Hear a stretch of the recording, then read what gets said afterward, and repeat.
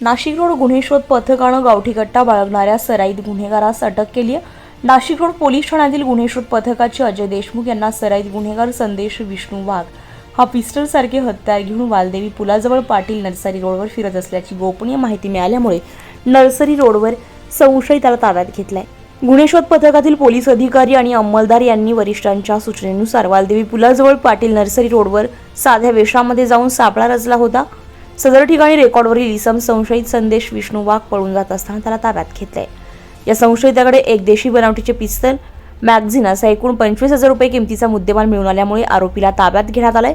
गुन्हे शोध पथकाचे अजय देशमुख यांनी दिलेल्या फिर्यादीवरून नाशिक रोड पोलीस ठाण्यामध्ये गुन्हा दाखल करण्यात आलाय। ही उल्लेखनीय कामगिरी पोलीस आयुक्त संदीप कर्णिक, पोलीस उपायुक्त मोनिका राऊत, सहाय्यक पोलीस आयुक्त सचिन बारी यांच्या मार्गदर्शनाखाली नाशिक रोड पोलीस ठाण्याचे वरिष्ठ पोलीस निरीक्षक अशोक गिरी, पोलीस निरीक्षक बडेसाहेब नाईकवाडे, सहाय्यक पोलीस निरीक्षक प्रवीण सूर्यवंशी, सहाय्यक पोलीस निरीक्षक किरण कोरडे, गुन्हे शोध पथकाचे टेमगर विष्णू गोसावी, नाना पानसरे, जाधव, केतन कोकाटे,